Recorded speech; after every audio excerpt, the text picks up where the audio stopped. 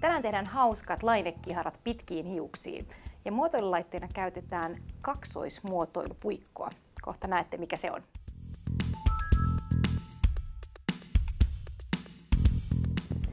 No niin, tänään on tuolille istahtanut Katja, jolla on nätti, ihana vaalea hius. Se on vaalennettu ja siitä syystä ennen kuin ruvetaan mitään tekemään, niin vähän suihkutetaan jätettävää hoitoainetta. Saadaan vähän kiiltoa ja sitten myöskin semmoista hyvää liukkautta tuohon hiuksen pintaan. Mä aion tehdä niin, että mä ensin föönaan ton hiuksen läpi, jotta me saadaan siihen se vielä lisäkiilto plus sitten myöskin vähän semmoista tuuhennosta.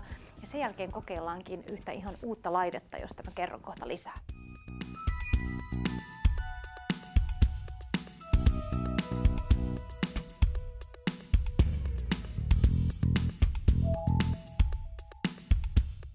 Nyt on tukka föönattu ja siihen on saatu kunnon kiilto. Ja nyt ruvetaan sitten taivuttelemaan tänne lainekiharaa. Mä aloitan täältä niskaosasta ja laite on aika erikoisen näköinen.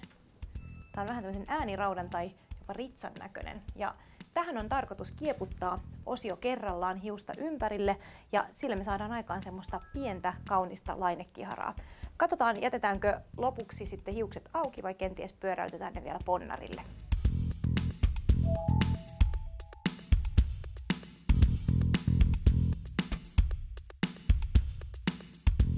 Tässä on kyseessä rauta, joka on myöskin erittäin kuuma, eli 210 asteinen, niin muistetaan aina se lämpösuojaus sinne. Varsinkin jos on tällainen raidotettu, vaalennettu hius, niin kannattaa ehdottomasti suojata se sitten ennen sitä lämpökäsittelyä.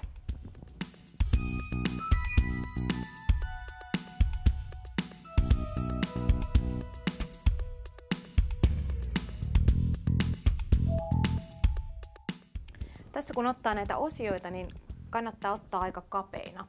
Eli ihan maksimissaan 2 sormen levyisenä näin pystysuunnassa. Ja sitten tietenkin mitä pienempi ja ohuempi se on se itse osio näin leveyssuunnassa, niin sen pienempää tuosta laineestakin sitten tulee.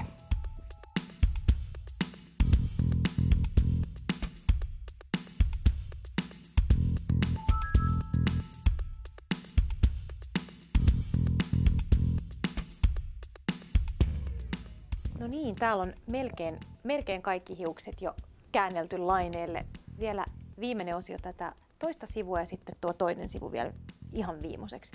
Semmoinen vinkki tuosta, nyt kun mä oon suihkinut tuota lämpösuojasuihketta tähän alle, niin sillä tästä laineesta saa aika paljon kiinteämmän näköistä ja kiiltävämmän näköistä. Eli se toimii vähän samaan tapaan kuin kampausneste, plus että se antaa vielä sen hyvän suojan sitten sille hiukselle.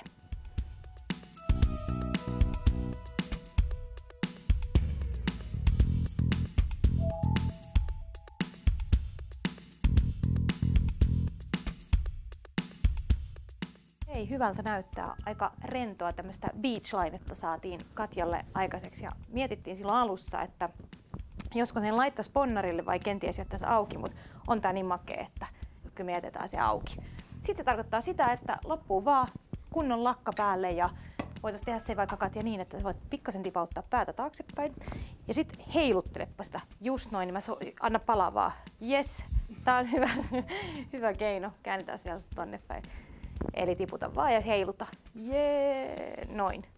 Tälleen saa lakan menee sinne kaikkien hiusten sekaan. Valmista tuli ja sitten viikonlopun viettoon.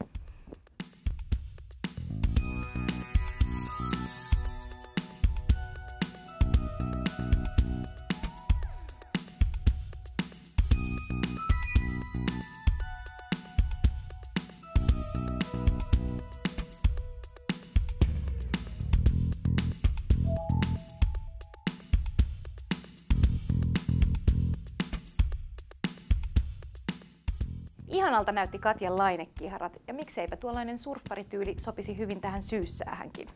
Lisää hyviä vinkkejä hiusten muotoiluun ja meikkaamiseen Livin netissä.